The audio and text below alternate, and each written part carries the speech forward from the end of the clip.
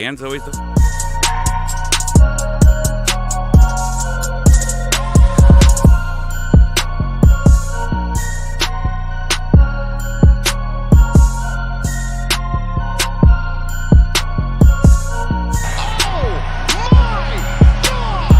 Welcome to Scarves and Spikes.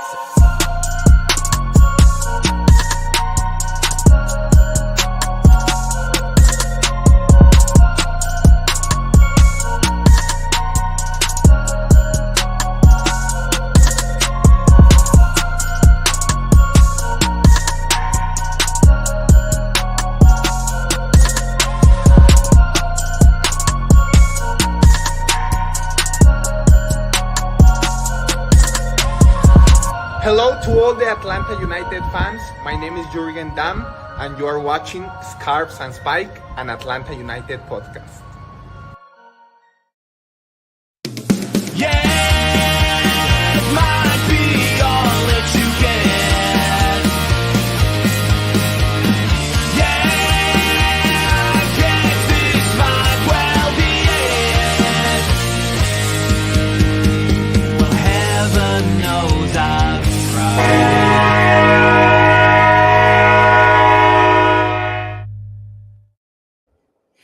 Welcome to Scarves and Spikes. Sydney, Tyler, Tommy with you.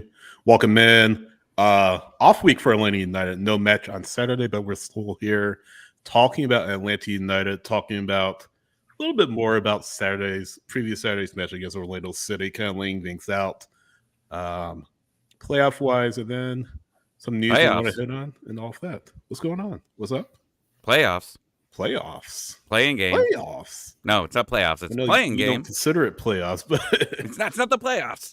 You're fighting for the honor to be in the playoffs. The honor to be in the playoffs. Well, we'll talk about the potential of Atlanta United being or getting the honor of being in the playoffs a little bit later on. What you got? I will say I'm wrong. If when they sell the playoff merch and they give you some silly slogan. For the playoffs on those hoodies and T-shirts. Yes. If they make one for the two play-in teams, then I will apologize and say then it's the playoffs. If they have to go make a playoff shirt, that'll be eventually 90% off on Fanatics in January. Right. Then I will say I was wrong, and the play-in game is the playoffs. I will say that. You know what was what I was thinking about the other day was the playoff campaign. I think it was in 2019 or 2021. Like the shrieks of the defeated. You guys remember that? I mean, that wasn't the slogan, but was it the tears of the defeated or shrieks? The shrieks of the defeated, and it got critically panned by Atlanta United fans. It's like this meme that people bring up whenever the team does something bad, which is that was like the whole season. That was like the whole pretty season much slogan, right? Yeah. Got it back into the playoffs, and people dogging for it. But yes, the right to get into the playoffs. We'll talk about that. Tyler, you've been awful quiet since we started. What's on your mind? Shriek. Just shriek. We made it past the pre-playoff game. Now we just have one more pre-playoff game to go. That was a people listening on the podcast will drive off the road with Like a Family Guy episode, just right into the guardrail. Sorry, right. Guys. Yeah, exactly. Scarvesandspikes.com is where you can find us on the internet. Go there, link to our store, link to our social media, link to our articles for LA United. Go to our store. There's a link to our store there. Get a coffee mug, hat, hoodie. Hoodie weather is coming up, so get those as well. If you're watching on YouTube, please subscribe. Definitely subscribe. We're pretty close to 1,100 followers or 1,100 people who have liked us or subscribers. 1,100 subscribers. And like the video. I think more complicated than it should have been. And like the video too. Definitely like. I forget what the battered herons say, but they just say it costs $3.99 just to $3.99 to use your little thumb or whatever you want to use to click the thing, whatever there. Yeah. So if you're watching on YouTube, definitely subscribe to us and help us get to 1,100 subscribers. But let's, like I said, no match to talk about on this coming Saturday, but let's kind of get into the news that broke over the past few days. So Atlanta United had have a couple of players being called up to international duty. Noah Cobb, Luke Brennan, U20s in Chile. Matches on the 12th and 15th, they'll be playing Chile. And then Luis Abram continues to be involved with the Peru men's national team. They are home against Uruguay on the 11th, and then away to Brazil on the 15th. And Peru are in really bad shape when it comes to the CONMEBOL qualifying. I believe at this point in time, they are last in qualifying, if I'm not mistaken, but they need some wins. They need some wins to get to the World Cup. And yeah, again, qualifying is underway. Yes, Peru on 3 points, 0, 5, and 3 through 8 matches of qualifying. So they're not out of it, but gosh, they are in really bad shape. Top 6 in the federation make the playoffs or make the World Cup. The 7th team advances to the playoff against another confederation to be named later. And I think it's I don't know, not UEFA. Is a playoff. It's a playoff. I think it's from CONCACAF or something like that. But yeah, Peru in big trouble, but Luis Abram will be part of that qualifying scenario or qualifying team. So definitely a shout out to Luke and Noah getting their chance with the U20s in Chile in South America. Yeah. Thoughts? They're part of the same squad that just qualified for the U20 World Cup. I mean, I think Noah Cobb kind of locked himself in, right? And Luke Brennan has definitely made a case, and he's been, kind of becoming a consistent player for both club and country. And of course, like the youth national teams get kind of weird, right? Because you have the different age groups and up and down and all that kind of stuff. But they deserve it. They deserve it for sure. Yeah. And it's just another notch in the belt, a very young belt. And, I think they have a long career ahead of them moving up to the senior team one day. And then Luis Abram, I mean, more power to you, buddy. More power to you. Good luck, man. A place for Atlanta United, a place for Peru. Yeah. And it's tough, but that team always has their work cut out for them. But to go down there and play Uruguay and Brazil, that's just like a cosmic joke. That's crazy. But have fun. Yeah. But especially Brazil away, that's going to be tough. I mean, both are being tough. And Peru is really a minnow of CONMEBOL, but Abram is in the national team mix for them. And go back to Cobb and Brennan. So Chile is hosting the U20 World Cup next year, and U.S., like you said, Tyler, will be in it along with a few other teams. Right now, this is 5, 6, 7, 8, 9, 10, 12 teams have qualified, including New Caledonia. New Caledonia making their U20 World Cup debut, and I dare say their debut in a major tournament for FIFA. I have no way of quantifying that. I have no way of fact-checking that at this current point in time. But New Caledonia guys are going to be in the U20 World Cup. So who knows? Maybe Atlanta United, or maybe Atlanta United.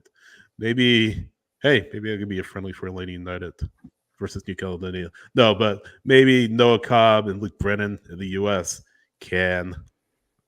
will play against New Caledonia next year. Who knows? Who knows? Then it'll get turned into a Disney movie if they it'll get turned into a Disney movie. Yeah, the underdog story that we all needed. The New Caledonian U20 team. They've only been in FIFA since 2004. Is that right? If it tells you anything about how young, like of a team they are. But yeah, their kits are pretty sweet, actually. If you get a chance to look them up, I kind of like them. They're pretty nifty. Nice. Well, congrats to New Caledonia. Point out New Caledonia on a map. Right. That's literally what I was doing. That's it, $5. But no, a shout out to Luke and Noah and Luis for getting into or on international call of duty. Again, in Peru's case, a minnow in CONMEBOL, but it is what it is. It is what it is. Hey. Matt saying in the chat, what is the title of the Disney movie when Atlanta United wins the cup this year? Ooh. We'll I mean, workshop it. I don't want to say something and it be lame. Just give me a few. Let's workshop it. Why don't you circle back to it later on if you can think of something? I'll have it by next week. Yeah. Alan Carlton also might be leaving Atlanta United too. Posting on Instagram. Well, Tommy, I know you have some tough feelings about that. What's your feedback on that? Alan Carlton possibly leaving the Atlanta United ecosystem, as it were. I understand why, if it's I don't know whose choice it was, but for him, I don't know if he's going to see playing time, right? And if he wants to go somewhere where he potentially can get playing time and advance, then it's probably not with Atlanta United, right? I mean, I think this team specifically only has a certain amount of young players that they're going to have on their roster at a time, because they want to compete, right? They're not a Philadelphia who will like put some younger players in, or Seattle, or try that. And they're not a cheap team, right? They're going to throw a bunch of money in, and they're going to go to the tippy top of the cap, right? They're going to take every dollar that they can and get these big players in. And you've already got some young guys, right? Brennan, we talked about Brennan, Cobb, Fortune. I mean, you have these guys that are already taking those spots there, and it's sad. I wanted that Carlton to be like the Carlton to get the name back in Atlanta United, right? Yeah, exactly. And instead he's storming out of here. One interesting note I saw earlier was Rodolfo Borrell talking about the president of Austin FC, talking about he wants younger players in the ecosystem of Austin FC. So I don't know. Maybe that's a move for Allen. Maybe that he makes that move. Maybe he makes a move to a USL Championship team or something like that. But he was very good for Atlanta United too this season, and worked his way into a consistent contributor for them. And yeah, I know the last name Carlton obviously has a stigma to it, of course, but yeah, I don't know. It's not always the club's choice to part ways with a player, as we know, but it's just interesting. Maybe it's just a matter of Alan saying, hey, like you said, Tommy, I'm looking for another opportunity elsewhere to make a mark and really break through to first team football, perhaps.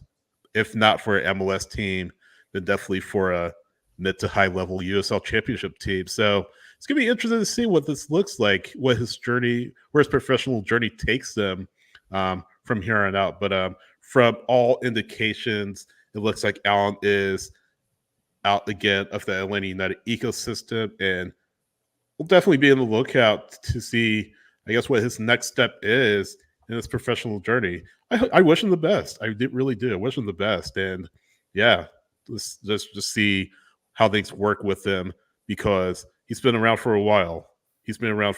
So it's worth pointing out too, like how did this news kind of drop?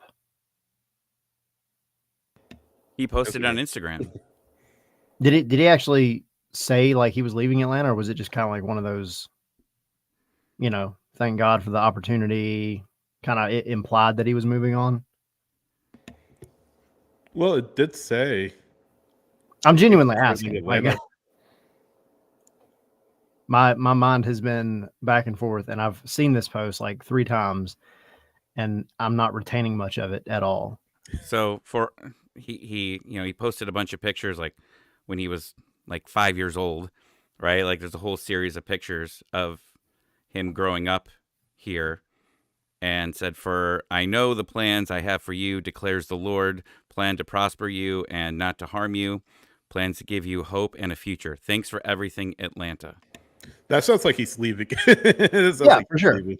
That's the most scripture I think I've ever read since I was in grade school, Catholic school.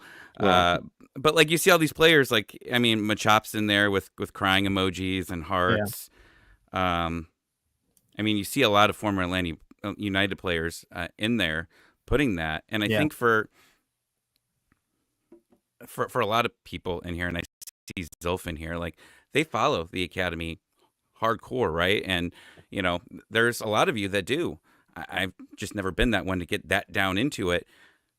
But you follow all these players and you just want them, right? You want to see them make that jump. And then just seeing them leave, I think is frustrating as a fan of that. And, I was a season ticket holder for a minor league hockey team. And it was exciting to see those guys get called up and then to lose them for nothing. Like that's frustrating as a fan to see that. So, and like, what was it? Was it I think it was last season, right? There was it the AmFam Cup where he came in and had a nice performance? Yes. And also Charleston in the Open Cup this year. Yeah. I don't want to remember anything about the Open Cup. I know you so. don't, but he had the fans in Charleston were like, "Who's this kid? This kid's, he's doing the job. He's pretty good." Yeah. So, I mean, at the end of the day, like, who it's knows? good for him. I think this is good for him. I think it's good for him too. We should next week get the twos like year-end roster decisions, and hopefully there'll be a whether it was like just a contract thing or if there was like a mutual kind of thing. It could be a lot, because like you said, Tommy, that is a very busy position for this team. There's a lot of competition there, and so it could have just been one of those factors where he said, "Hey, it doesn't seem like I'm going to get the time that I want here." Right. As I'm getting older, and maybe he just requested it. Who knows? We'll find out next week, I'm sure. But yeah, it's no, excuse me, it's nobody's fault. No. But it's just that's football sometimes. And yeah, again, all the best to Allen. If it is meaning that he's gone, but all the best to him and the next step in his professional career. Is this familiar though? Like we keep hearing this story, right? It's the same thing. I mean, Tyler, you were talking about, was it Rockarita, right? Yeah. I mean, you were ready to name a drink after him at the Yeah, Benz man. when he was old enough to drink. Margarita. And you keep hearing these stories, and unfortunately, I mean, we'll see if the new regime maybe changes some things, but I don't think that when you're trying to compete, there's only so many spots for young players here, and it's good though because in a salary cap league, if you can get a couple of these guys in there, fantastic, and get them contributing, like that's a cheat code here. But unfortunately, in that position, they're going to go with a little bit more experience here, and there's just not a lot of time for them. And when you see these young players get called up, sometimes you worry about that they just don't get the playing time, right? And then they're just sitting there. The Conway thing was a good example, right? Like killing it, and then he gets called up, and so much time where he wasn't playing, then they sent him back down. Like these young kids, they need to play. And Nick Firmino. Yeah, that was a concern for him too. Firmino's not a young player per se. He's 23, but still a player that has kind of been in limbo with Atlanta United and Atlanta United 2 this season after a really good season in 2023.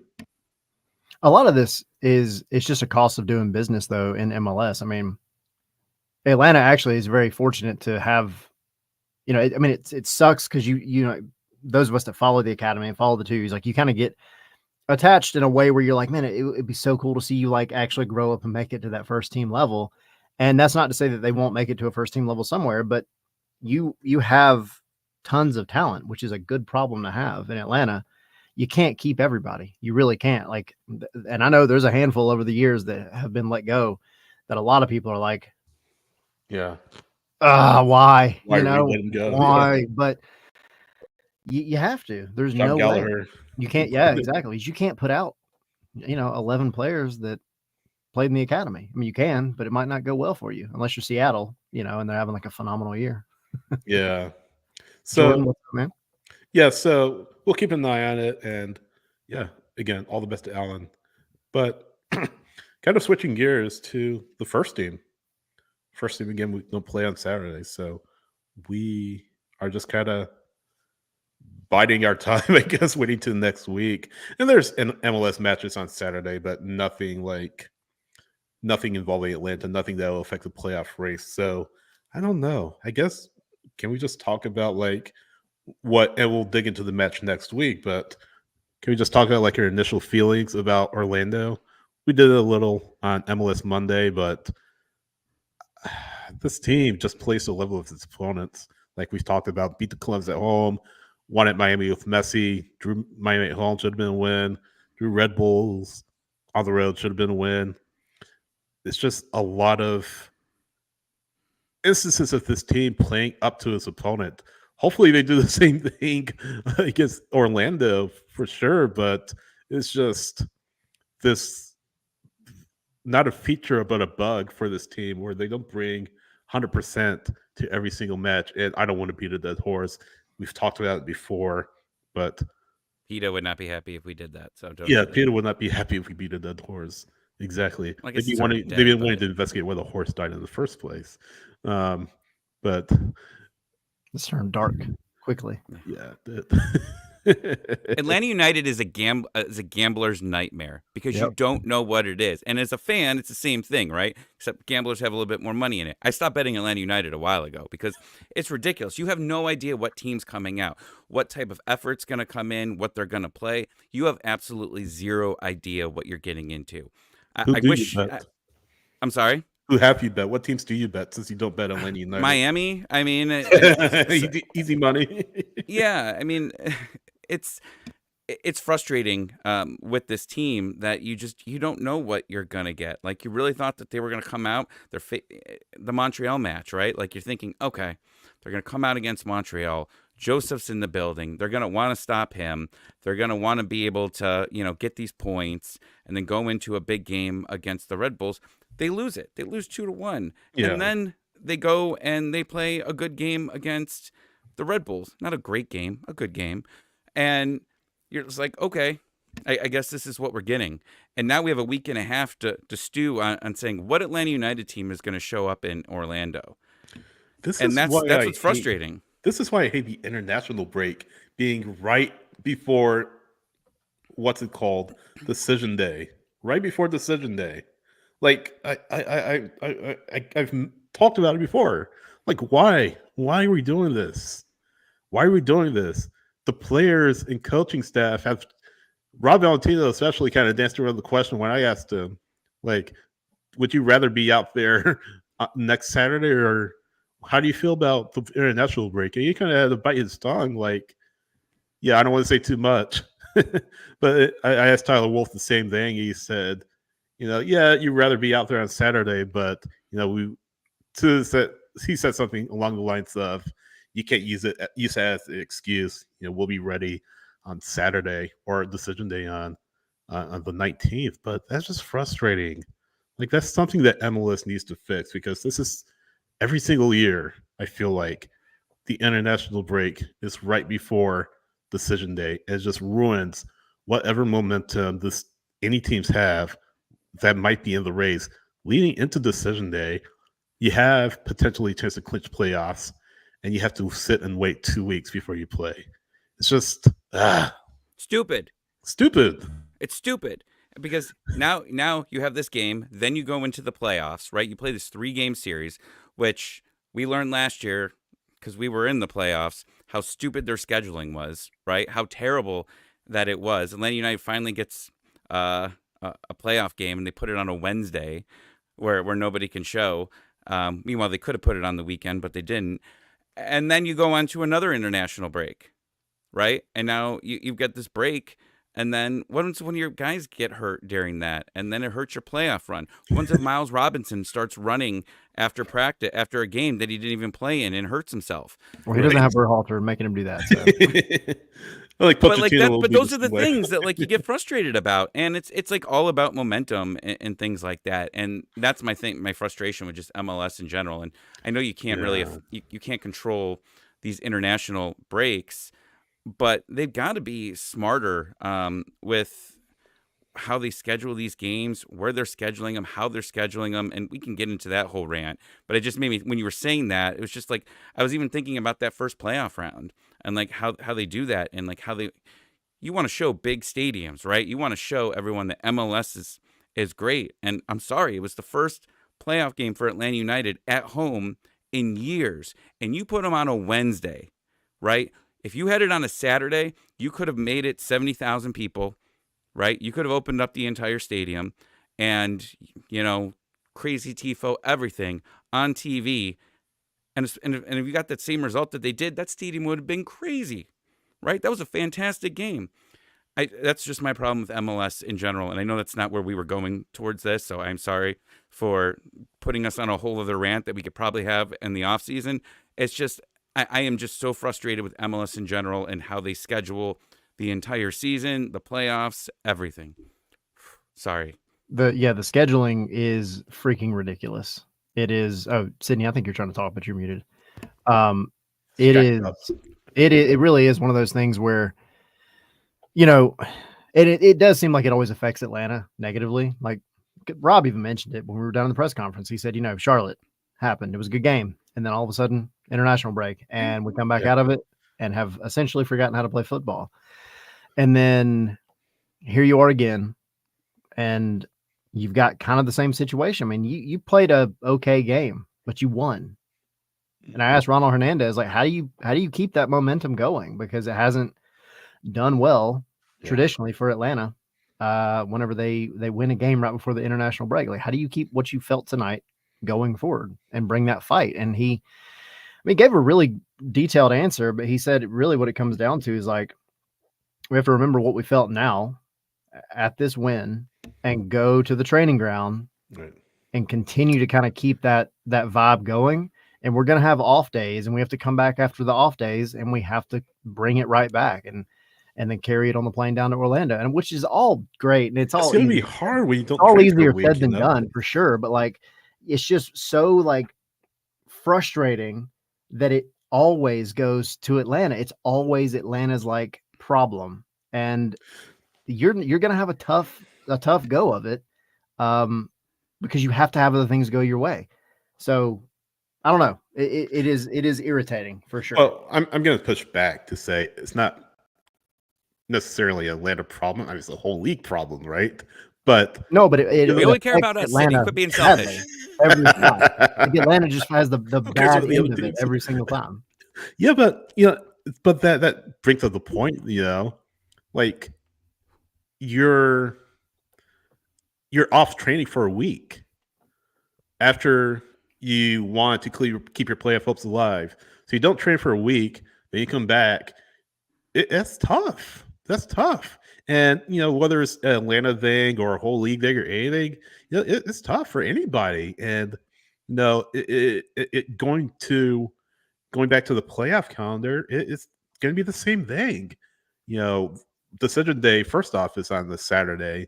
Then you have a 4-day turnaround to get to the wild card match for the right to get into the playoffs, as Tommy said. So you have the wild card match 4 days. Sunday, Monday, Tuesday. 4 days after decision day. Then you have to turn around and play another best of 3 series. They'll play on Saturday. What the stupid thing that they'll do is because the 9 seed's the 8 seed's gonna get destroyed probably anyways in most of these rounds. And like they do this with the NBA, they're gonna make them play first. They're not gonna give them that extra day. Like there's gonna be playoff games probably on Sunday. Yeah. No, you're gonna have to play on Saturday on short rest. Right. But they're already behind the 8 ball, right? Like that was what the play-in games for the NBA. Like if you won the play-in game, congratulations. Now you were here. Now you got to fly across the country and then go play this team. And we mentioned this last year. How would you like to be the team that sweeps your opponent? How would you like to be that team? Because if you sweep your opponent, let's say you play on the 26th of the second, you sweep, you don't play for 3 weeks, maybe a little bit longer, 3 weeks in the day until the semifinals. I mean, that's ridiculous. Like you're just sitting around doing nothing for 3 weeks. It's tough. And I know why MLS wants to do it, but that's just something that they didn't think through, I think. And it's got to be fixed. And it's not Atlanta's problem at this point because they're out of the playoffs, but it's got to be fixed. And I'm sure players are talking about it. Like, why do you have to have 3 weeks off if we beat a team? Sure, it's quote unquote rest. But it's just frustrating. So here's the calendar: decision day 19th, Walker matches Tuesday, October 22nd, and Wednesday, October 23rd. Best of 3, October 25th to November 10th. Semifinal weekend is November 23rd, 24th. Conference final week is November 30th to December 1st, and MLS Cup is December 7th. So that's something that I'm sure is being talked about in locker rooms and training grounds all across MLS. It's like there's not enough time between decision day, wild card, and the first round. On the second side of that, it's not. There's too much time if you win 2 matches in the best of 3 because you're sitting around doing nothing for 3 weeks. So Well, I'm ranting about it again. I know we talked about it last year, but that's just where we are right now. Sorry, Tommy. well, I was gonna push back because the playoff format, and if I'm wrong, jump in. But wasn't the playoff format before, like if you were the top seed, you were getting a bye for that first round? And I think they ran into that situation. I don't remember if it was New England. I think it was New Um, England. Yeah, I think they had the option. Like, didn't the next game that they play was like on November, like It was Black like a full Friday? 3 weeks later. Yeah, it was like Yeah, and a it long was the time. exact same thing from getting the buy in there, and it's the same thing for sure. But like, it's just been a problem now for a while in here that it's just you have a long time.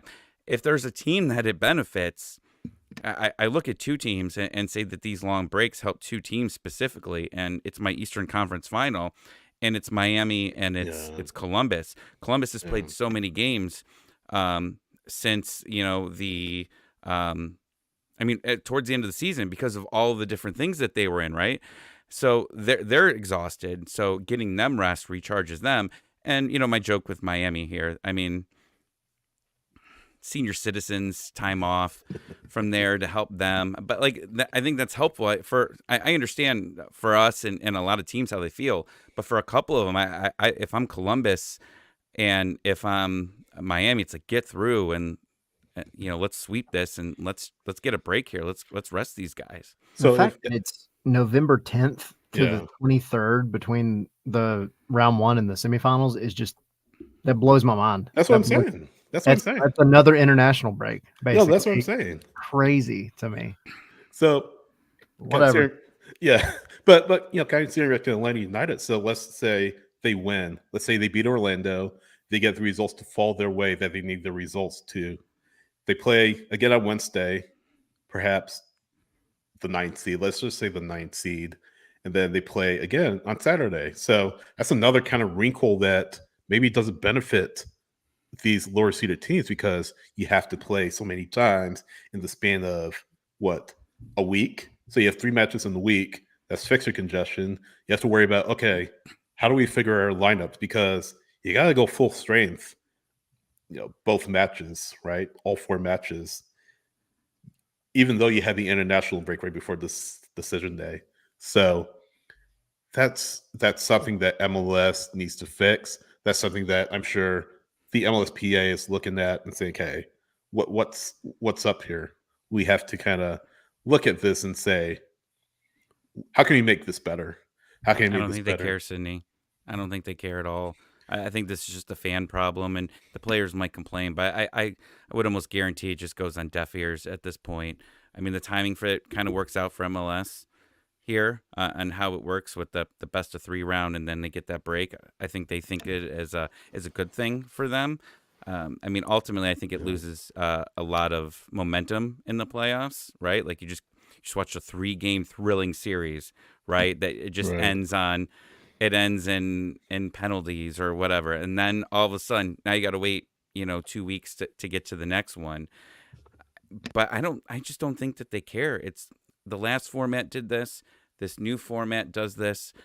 I don't know. And like I said, these play-in games, this concept of the play-in tournament in the NBA and the play-in tournament of this, they don't care about them either. They're feeding them to the slaughter. They really are, though, because they don't care, right? Like I remember when the Atlanta Hawks, they had to win 2, and they came to Cleveland, I think, and had to beat Cleveland. They beat Cleveland, and there were a bunch of NBA series starting on like Friday, Saturday, Sunday. And they said, screw you. You guys are starting the earliest possible game that it is. Like, they just played 2 extra games than everyone else. Why don't you just give them an extra day or so? And they didn't. It's extra money, and they know that team's probably going to get destroyed, and that's what it ends up being. Sorry for ranting, but no, I love it. We're in an off week. It's the end of the season. this team hasn't been great. Doing some type of rant, it gets us through the times. Yeah. It's fine. So we did get this week coming up. We got the off-season kind of roster construction things, construction dates, I should say, and the expansion draft is coming up. We'll probably hit on this maybe a little bit closer to the date, but we got the Well, a question lot in of the time. chat. We're Yeah, gonna have a a lot lot of of time, time a lot of to time, get but in that. I You don't can know make if we this take. into a game Yeah, show. yeah, absolutely, but they should televise it too. They But did. I think the they did. expansion draft. Yeah. I remember. I think it was Right. Charlotte where they had it. Like they had a couple of them in the studio, and then they were interviewing I think them you're at the right. stadium. Yeah, I mean, I'm sure they'll do something you're small right. with it and try to promote the city and all of that. Yeah, Yeah, I think no, they did do absolutely. something small like that. Yeah, but Mark asking in the chat, who is Atlanta United going to leave unprotected in the expansion draft? Okay, so I I'm put that in a gonna. tweet today. There were a lot of responses. Yeah, no, I bet. So I think it's important to kind of look at the rules to see, okay, who can Atlanta United protect and who they won't have to protect because of the rules. Can I So stop you real quick? go ahead. Just one more second, because we were talking about Orlando. Um, there was a comment in there. I think Mark made it, and I don't think this is. Things are going down in Miami right now, and Yeah, I hope everything ends up being okay. And I've seen mixed things about Orlando and whether they're going to get hit or not. oh yeah, I read that a lot of people were fleeing to Orlando, Well, um, but now I it can seems like it's going towards there now. I can tell you all about it because my wife's grandparents actually live just outside Orlando. I mean, if you look at the track right now, like they're going to get absolutely hammered, yeah, 100%. And because it's coming right through the middle of the state, so Miami's actually okay, relatively speaking. But if it gives you any indication, Disney's closed through tomorrow, and they don't close often at all Yeah.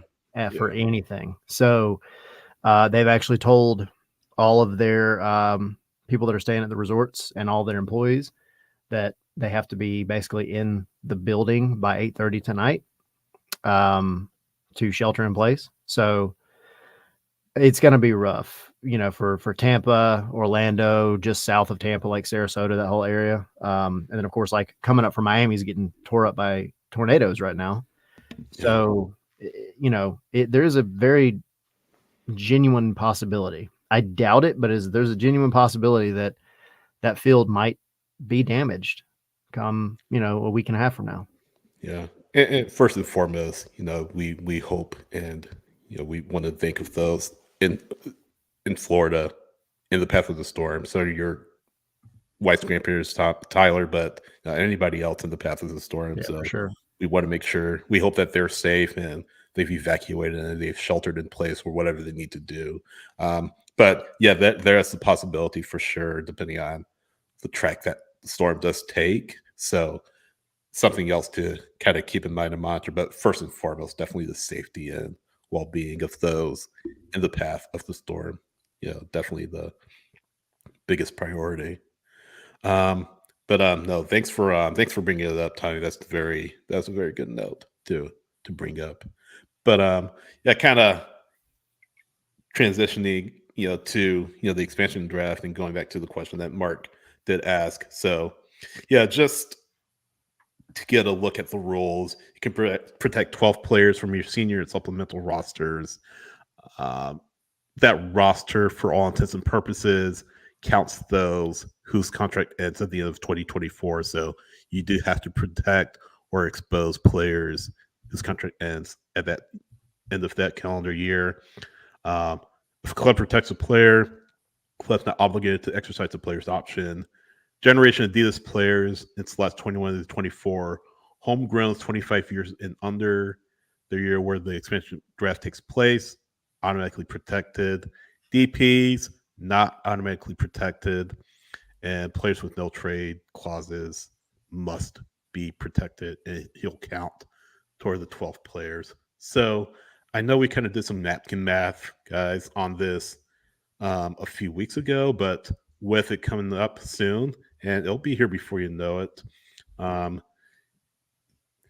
I feel like there are some decisions to be made. Definitely, this is Garth Lagerwey's first real opportunity to shape this team, I guess. And I guess who he protects and who he exposes is going to tell a lot about where his priorities lie. Again, homegrowns, Noah Cobb, Jay Fortune, Morales, Wolf, already protected. A lot of those guys aren't options anyway.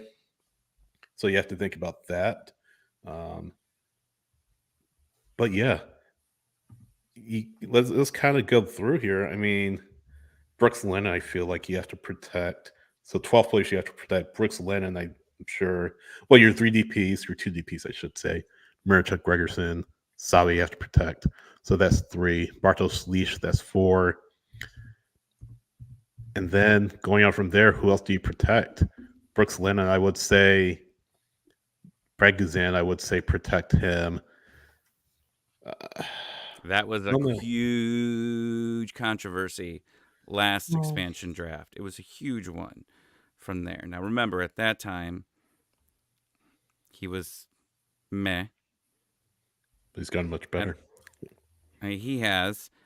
His contract was a lot, and people said, well, if they take him, they take him. Like, it's not the end of the world, right? Yeah. Do they want to go take a keeper that's getting paid that much? I don't know. And even if Atlanta United don't expose him, and even if they do, if San Diego don't draft him, there's a possibility that San Diego could swing a trade. And Gray just said in the chat as I was thinking it, could be that Garth says, hey, let's trade you XYZ player for cash or something like that. And we mentioned Brooks Lennon could be a possibility. I know I said you protect him, but he's coming up, I think, on the final year of his contract. He's not performed to the best of his ability in 2024. So maybe that's a player you get returned for, like Gam or something like that. But he'll be closer to home. He's an Arizona guy. San Diego's a lot closer to home than Arizona. And you know what? Maybe that's a situation, an opportunity that he'll be open to. So certainly a player that I would say could be a possibility for potentially being traded to San Diego. But I think if they don't trade him, they'll definitely protect him just to see, okay, can we keep him in the fold? But you have to ask yourself, is this an opportunity for us to upgrade at this position? Or it's a lot bring to in upgrade, younger though. options. Or bring in younger options. It's just a lot to upgrade at this point, right? I mean, you already have your roster positions are likely opening, and then you've also got to replace Brooks, which I don't think is easy. I know Brooks hasn't had a great year, but when this team was flying, right, and you had a Giakoumakis, right, and you had an Omada, it was pretty good. You know, I understand Brooks hasn't been great, and he hadn't really been great prior to Giakoumakis. He was okay, but like he had no one to cross the ball to, right? I just feel that Brooks is going to leave, San Diego's going to create a great team early on, and then everyone's going to be saying that we screwed this up by letting him go. Yeah. I feel like it's going to happen. I understand that he's going to probably, he's going to get a pay increase. He's going to, right? His next contract's going to go up. Sure. It went up, and everyone flipped the hell out when they saw his contract extension, saying he's not worth this much. He hasn't done anything. And then Giakoumakis comes in and was like, oh, this was the greatest contract ever, right? It made sense to have this. This is how sports work if you're new to sports. And I don't know. I don't know how to feel about Brooks at all because this whole team has just been a mess, right? Like I've constantly talked about it. Brooks is just yelling all the time. I know. Someone get me the ball. Someone get me the ball. And yeah, again, it's like when your team is that bad, it's hard to evaluate players. And that's what I've said for a while is that, how do other teams look at that, right? Because they see a player struggling and say, do I want to bring this player on? This team sucks, right? And his numbers are bad. But Giakoumakis got paid. We got paid for Giakoumakis. We got paid for Almada. Yeah. And we were not a good team. So someone would pay for Brooks, I think. Absolutely, somebody would pay us for Brooks. It's just is what do you do with it? Well, that's great. Ted DiBiase said, aka the $1 Million Man, everybody has a price. That is true. Tommy. Ooh, a wrestling reference from Sydney? It's the Twilight Zone? Mark took the words right out of my mouth, though. Like he said, if Lennon's unprotected, he's getting taken. 100%. That's San Diego? terrible if you left him unprotected. Terrible. Right. San Diego would snatch him up in a heartbeat. Like, statistically, he's one of the best right backs in the league. And maybe the eye test hasn't been fond to him this year, but he's still done well, relatively speaking. And I do think with all the changes that need to be had in this offseason, if he stays, you can get guys that are going to complement him a little bit more. But regardless, if he does go, you have to get something for him. He's too valuable. Too valuable. So he's one that I think you would be wild to not protect. The Guzan one is an interesting one because, I think it might have been Dan, somebody. I'm trying to go back to it. But basically saying that, you could kind of work the system a little bit to not protect him. Or I'm sorry, to not protect him, let his contract expire, and then bring him back. However, you got to work that. But Lagerwey is going to have to go into this kind of window and use the expansion draft, I think, to his advantage, because you already know you have a ton of rebuilding to do. And you, like Gray said, you get kind of interesting with it. You get kind of funky with it. And you might be able to come out of this with being able to offload a player you might not have otherwise been able to offload. And free up, space, free up a little bit of GAM, whatever it may be. And then you can go into the full-on transfer window, with a little bit more room to make moves. So don't ask me to name the players because I think it's a shot in the dark, but I don't think you need to leave Brooks Lennon unprotected at all. Can I give you my initial list, kind of napkin math list of players that I would protect? Let's go. Miranchuk, of course. Yeah. Sleesh, of course. Your two DPs. Gregerson, Saba, 100%. Lennon, Williams, Amador, Cohen, Silva, Mascara, Guzan, and William Ba. So that's my kind of 12 right there. That could change, but that's just my napkin math players that could change. But again, going back to Lennon, if you don't protect him, he'll be snapped up and you'll have lost him for nothing. I mean, I'm sure you get some GAM to account for the player you lost, but compared to the return that Atlanta could get for him, I think that it'd be, I agree, a shame if they left him unprotected and just sitting there to be taken by San Diego. In the case of Guzan, he has a contract, he has an option for next year. And again, if you protect a player, you don't have to take his option according to the rules. And you still can say, hey, let's sit down and talk about, hey, do we want to bring you back? But I think kind of tying into that, November 27th is the deadline to announce, okay, we're bringing these players back on option years. So that's going to come after the draft or before the draft. But that's just, again, my initial napkin math kind of. I wouldn't be surprised. I wouldn't be surprised if Guzan, though, had a no trade clause in his contract. He just kind of seems like the type of player that would merit like putting that in, coming over from where he came from. I don't know, but it just seems like if any player had that in his contract, it would be him. Josh Cohen is an interesting one to me because you have a really, really good goalkeeper coming up in the twos right now in Jaden Hibbert. And he's been phenomenal, like ridiculously good. But he's still young, coming out of college. I don't know that you want to throw him right into it. So if you could find a way to keep Brad for another year, have Jaden be the backup, and Westberg, like Gray's saying, is going to be a free agent. Again, it comes down to you could get really interesting with this because if you don't see Josh being the guy that you thought he was at the beginning, or I guess the guy that everybody thought he was going to be at the beginning of the season, which is like the slotted in starter, and you got Jaden coming up, I mean, does that leave Josh expendable? I think if in the case of Josh Cohen, I think that if he is exposed, I don't know if San Diego would take him anyway.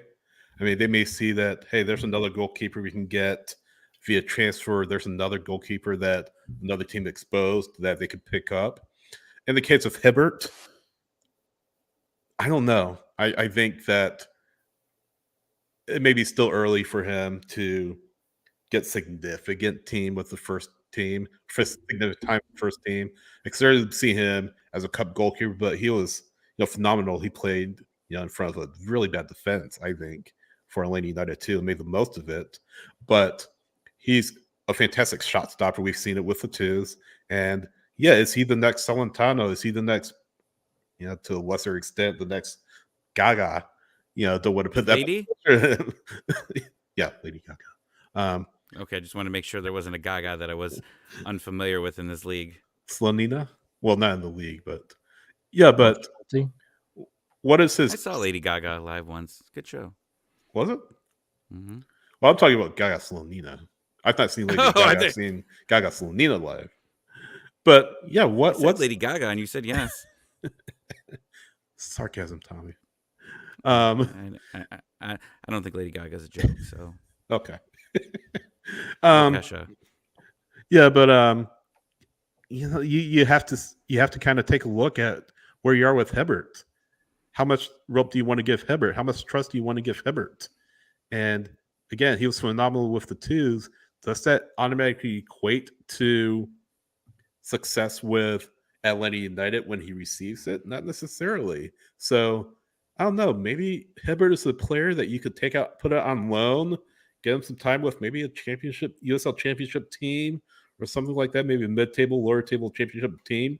At least get him some experience with or against professional clubs and see where he goes, because he's a very intriguing prospect for this club, and Garth Lagerwey is going to want to make sure that he develops the right way and not be rushed into something that he's not ready for. Then again, he's in his 20s, early 20s, so I believe if he were to stay in college, he'd be like a senior or something like that. Tyler, keep me honest, you or Tommy, but he'd be something like that. But yeah, he's getting around that age where he'd be completely out of college. So definitely a Trinity prospect, and as Omer says in the chat, Cohen's from California, so that's maybe another wrinkle to keep in mind. So you have some intriguing prospects with this expansion draft list, protected list, and Atlanta United obviously don't have to do anything today or right now, but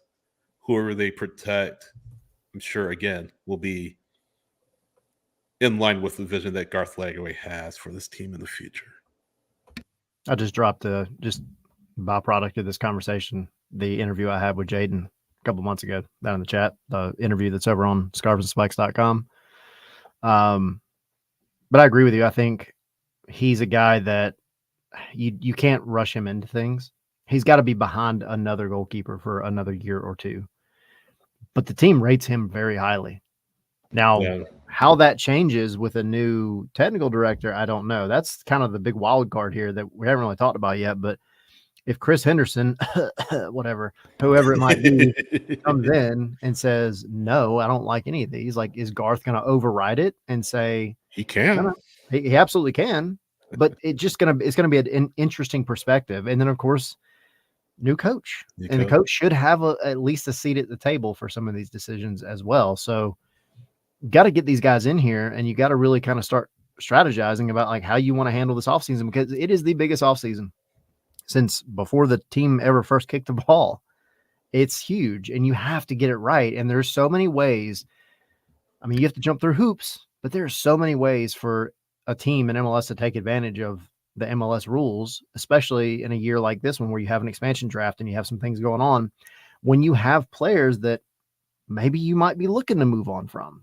So I'm curious to see how it all plays out. I'm also curious to see the order in which Lagerwey decides to fill some of these spots, i.e. the technical director and the coach. We'll see. When do they make all these announcements? Let's just assume these are all legit. I saw Rob Usry say announce Vieira, and I said the Monday after the season ends. Yeah, I think after the season. Give him that Sunday to recover, and whatever, if the elimination happens, next week, you got to get these guys in the office. Yeah, If exactly. this is all going to happen, you got to get them in sooner than later, and start talking about this. Is the biggest off season. I can't. If you don't think this is the biggest off season for Atlanta United, You're wrong. basically since the beginning. I mean, sure, I was going to say Yeah, that. I right. was going to say you're crazy.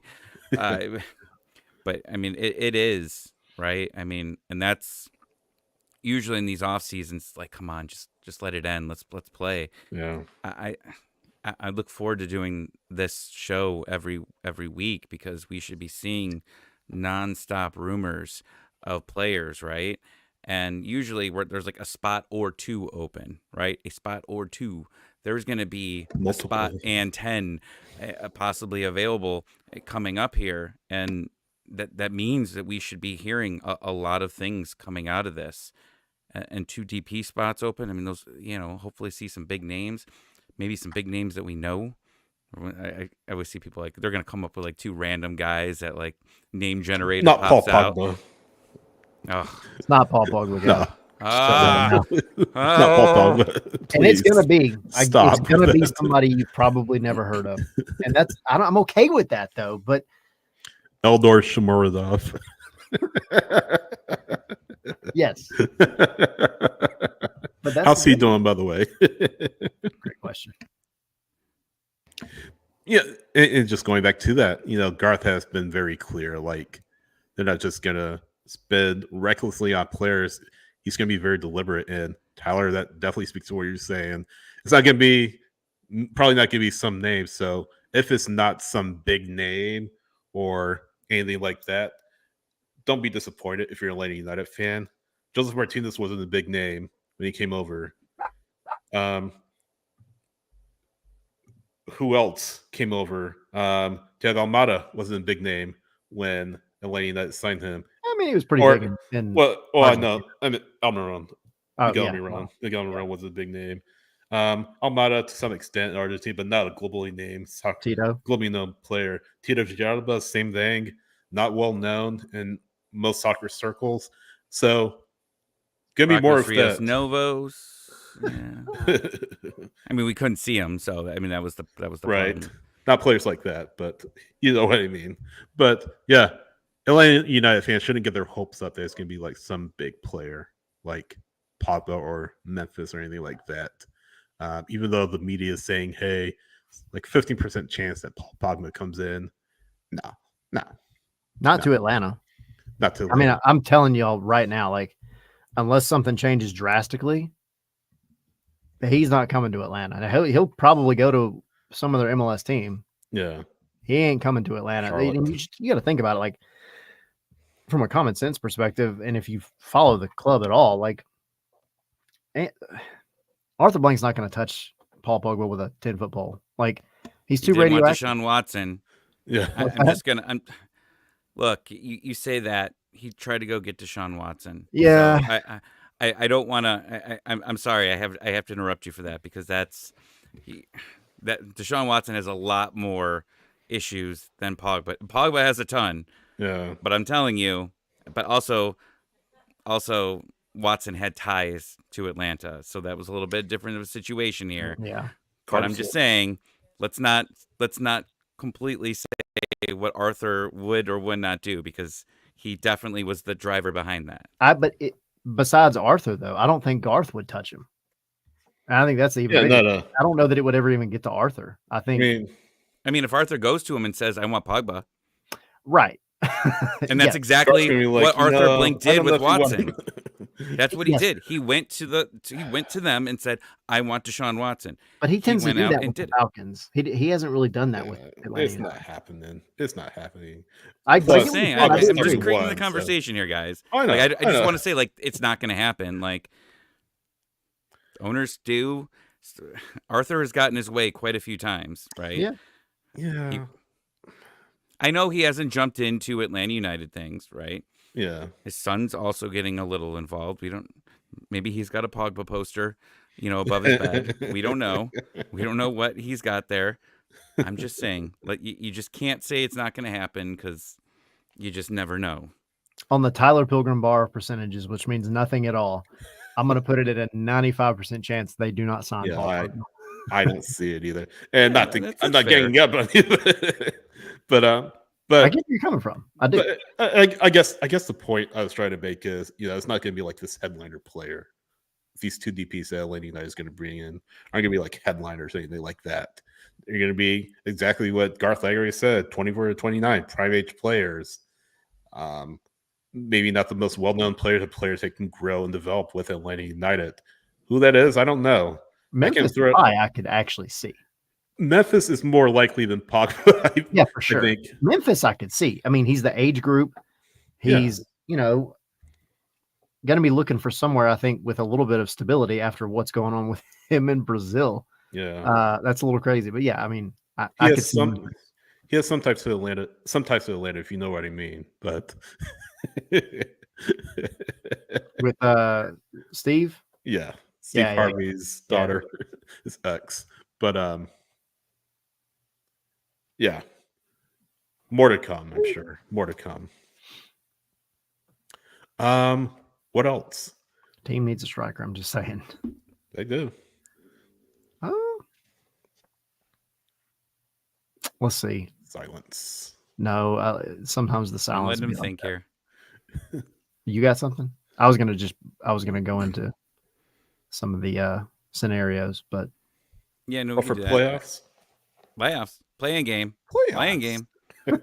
Playing game. If you missed it, we have this little. If you didn't watch MLS Monday, we have this little thing going that if Miami does not win next week, we're gonna do an episode. I think we all said that we were gonna bring our laptops to a Waffle House and do an episode of Waffle House. It could be a total disaster. And share whatever hash brown order it is that you go to with your hash brown order. And Tommy is going to finally find whatever hash brown order is his go-to hash brown order. It's hash and salted. No, get out of here with that. Okay. This is all right. This is like when you get your wand in Harry Potter. All right. You get that order and it sticks with you for life. That's what it is. And you got to say it right. Hashed and salted. You can get that in. There's not a real name for it, so I named it. Plain. Okay. I'll have it Tommy. Hash browns with extra grease. Extra grease? No.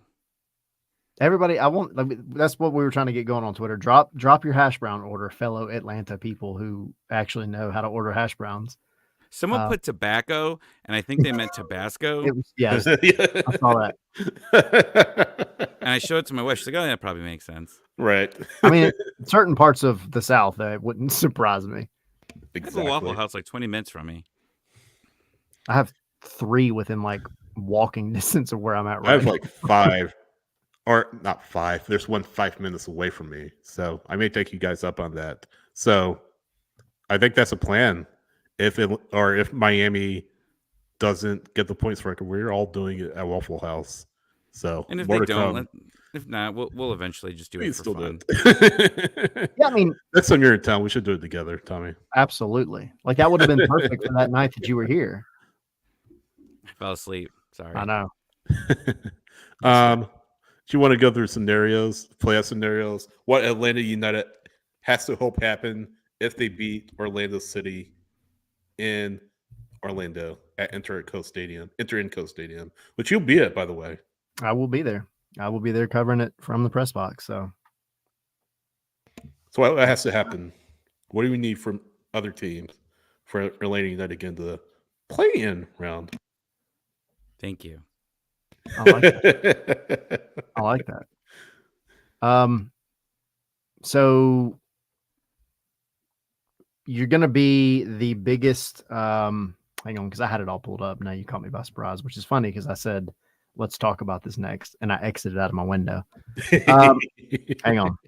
Carry on. Keep talking for a second while I pull it back up. All right. So we all know that Atlanta United must beat Orlando City.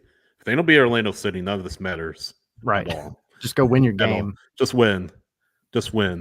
And then the following has to happen. Yes. Tyler, You have what is to. it? Google, I hate you.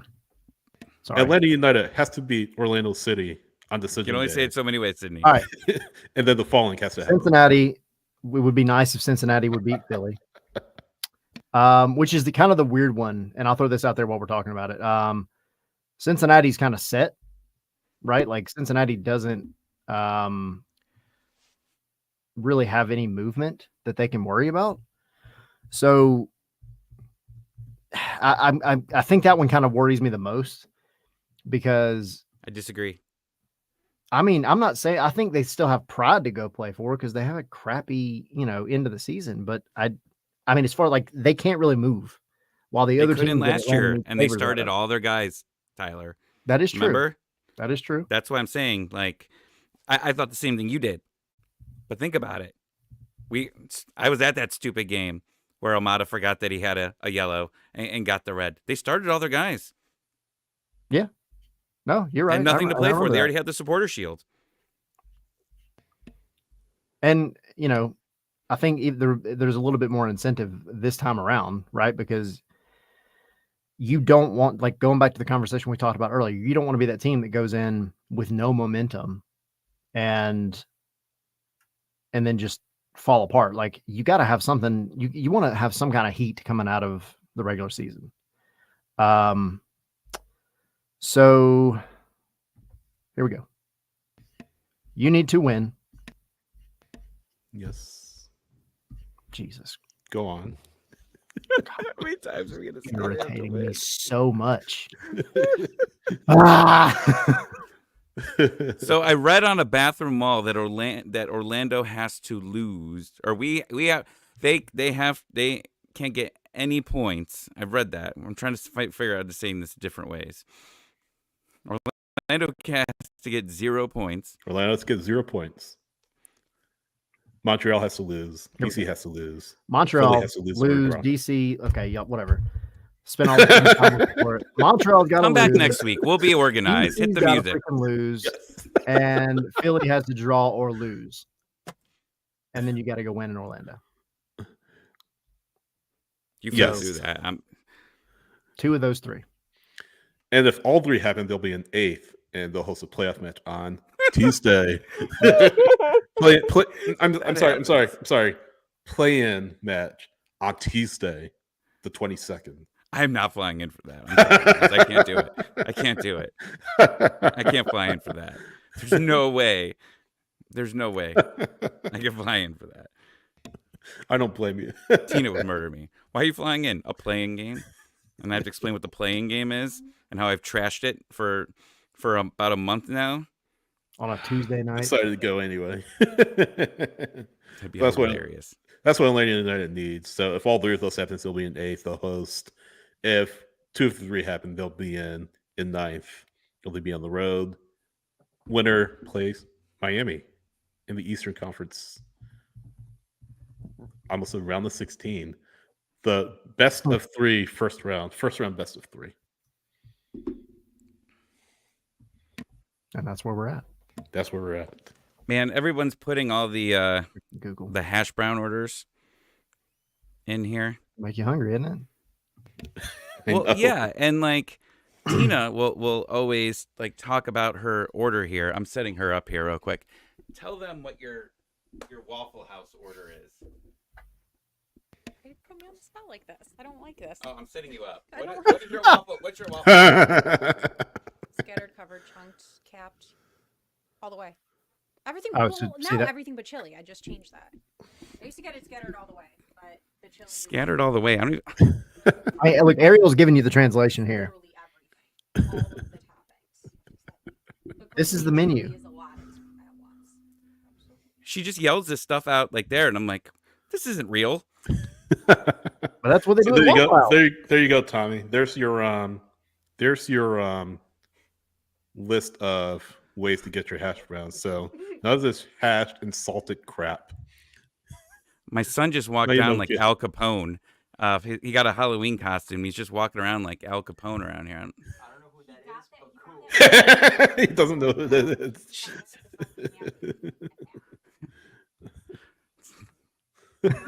Sorry for distracting everything here. Wow. Just bring Kaylee down, and we'll get her to talk about something. Yeah. So let's figure it out. Let's hash it out, buddy. Come on. No, it's easy. Together. Salt. No, that's not an option. Salt on it after the fact. That's called plain. I Mother might get them browns. covered if That's I called would do plain this. hash browns. If Cannot you say said, just Tommy, you salt. have to get crazy. You have to. Just I smothered, would- smothered and Oh, covered. No, put it Smothered back on. and Put it back covered. on. Put it Smothered back and on. covered. Put it back on. Smothered and covered. Just do that. I would Make it do easy. covered and chunked. Covered and chunk. That's fine too. Are you not an onion fan? No. Okay. I mean, I don't mind them, but I don't Okay, definitely what not about capped. gravy? Huh? No. Like- I don't trust gravy that comes out of a Waffle House. I am sorry. I saw I'm- them open the fridge how and I just saw like rude. bacon, like just big things of bacon. Not even in packages, just sitting there, like just plopped in there. No. No. You don't go to That's Waffle kinda- House. It's for a any 20-minute other ride reason other home. than- I have no gallbladder. the I will grease. poop my pants by the time I get home if you start adding all these things in there. I will. That's why I don't do that. That's why I don't get crazy, especially at Waffle House in Atlanta. I have to fly that day or the next day. Can't be walking around scared, shaking. I'm not pooping in an airplane. That's not happening. you That's just never had- going to happen. You just had hash browns with everything but gravy on them. Oh God, no. Jalapenos, like she must have like a Yes. stomach of a rock star to eat that. You don't Like have I to. would, you wouldn't It's an see me option. for a week if you put all that stuff in there. I would be gone. It's just so funny. to Henry me would be because- the new host of this. That's what would happen. Well, You you're guys gonna have would to build up some tolerance or something, buddy. get an iron stomach or something like that. I don't You have a guys- gallbladder. What do you want? My wife You said guys- you got work to do. Yeah. He'll get there. Tina's an honorary Atlanta native now. Congrats, Tina. Well, but first off, I'll just add this: whenever she's eating this, she's hungover, right? Or she's still Of drunk. course, So that's the best way to eat it. I can't get drunk enough to be like, oh yeah, eat all this. No way. No. It is the I'll- best I'll- cure for a hangover you will ever find. No, I'll take my 2 grilled This is cheeses, not scrambled sponsored, by eggs, the way. chocolate milk, and my hash browns, salted and Tommied. Do you guys want to do after the show, by the way? I don't know. Patreon only. We have are a- doing a watch along. Speaking of Patreon, 1 game left. 1 game for it all. If you haven't done one of our watch alongs, please join us next week, next Saturday. It's the last one that we're gonna get to. So it was fun last time, but this is it. So come join us next Saturday. We will be doing a watch along and having lots of fun. Patreon.com/scarves and spikes. That is your way in to the watch along and all kinds of other stuff that we've planned for Patreon supporters only, including our after the show, which we're doing like right after this. So if you're a patron backer, thank you so much for being a Patreon backer. If you're not, go to patreon.com/scarves and spikes and do that.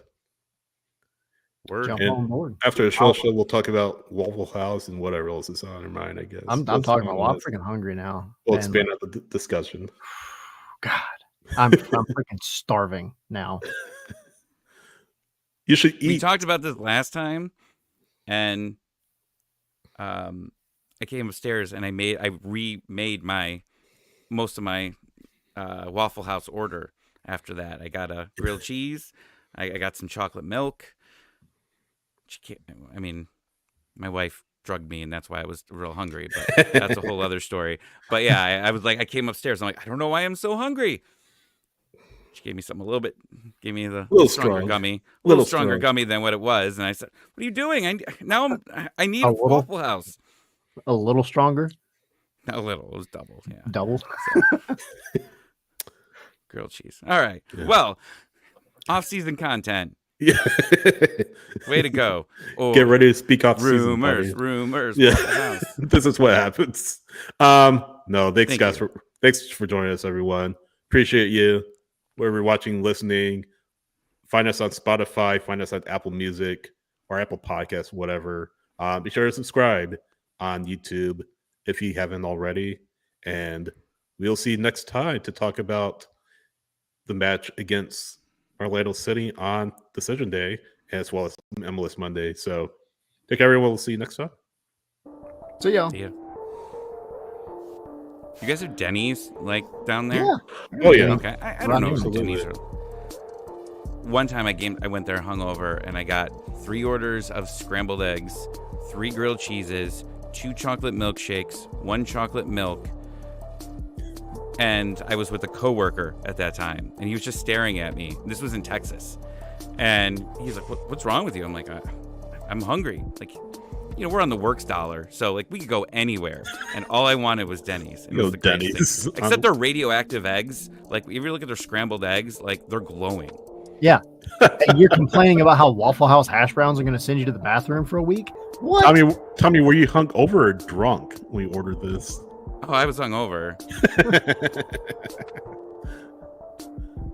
That's a story for another day. Those eggs that story. are weird. They do got some like vibe to them.